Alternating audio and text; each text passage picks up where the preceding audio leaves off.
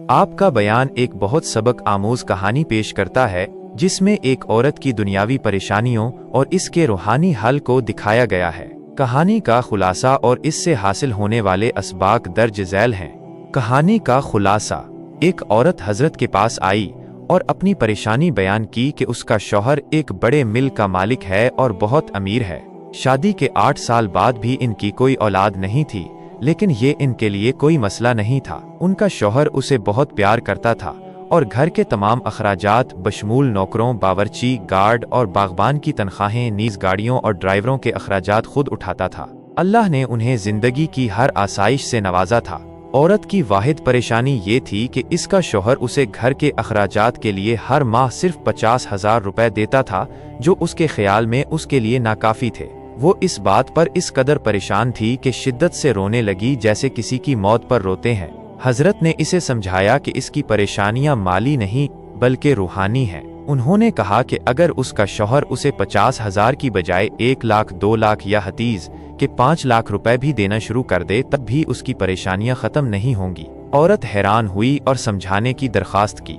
हजरत ने वजाहत की कि इसके मसाइल का हल रकम में इजाफा नहीं बल्कि अपनी जिंदगी को शरीयत के मुताबिक ढालना, गुनाहों से पाक जिंदगी गुजारना और अल्लाह को राजी करना है। उन्होंने ताकीद की कि जब अल्लाह किसी के माल में बरकत देता है तो परेशानियां खुद ब खुद दूर हो जाती हैं। उन्होंने औरत को नसीहत की कि वो सच्ची तौबा करे और सुन्नते जिंदगी को अपनाए। औरत ने हजरत की बात मानी और सच्ची तौबा की। 3-4 माह बाद उसने फोन करके बताया कि वो अब नमाज की पाबंद हो गई है, बुर्का पहनना शुरू कर दिया है और टेलीविजन देखना छोड़ दिया है। सबसे हैरत अंगेज बात ये थी कि अब इसका माहाना खर्चा सिर्फ 15,000 रुपए में पूरा हो जाता था और बाकी पैसे वो यतीमों और बेवाओं पर खर्च करती थी। इस कहानी से हासिल होने वाले असबाक। ये कहानी कई अहम असबाक सिखाती है जो रूहानियत और दुनियावी जिंदगी के दरमियान ताल्लुक को वाज़े करते हैं।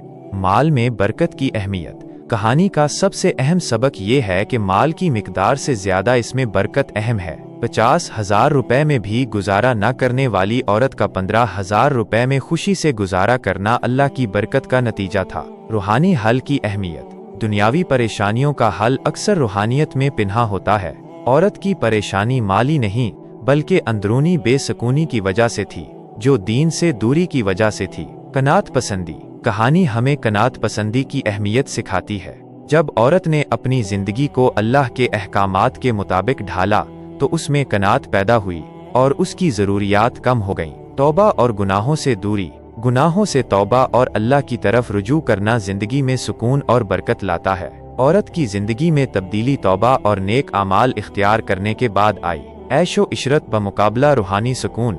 कहानी बताती है कि जिंदगी की तमाम आसाइशें भी रूहानी सुकून की जमानत नहीं है। असल खुशी और सुकून अल्लाह की रजा और उसके अहकामात पर अमल करने में है। सखावत और दूसरों की मदद। जब औरत की जिंदगी में बरकत आई तो उसने अपना बचा हुआ पैसा यतीमों और बेवाओं पर खर्च करना शुरू कर दिया, जो सखावत और मुआशरती जिम्मेदारी की अहमियत को जाहिर करता है। ये कहानी एक खूबसूरत मिसाल है कि किस तरह दीन और शरीयत पर अमल पैरा होने से इंसान की दुनियावी और उखरवी जिंदगी दोनों में बेहतरी आती है।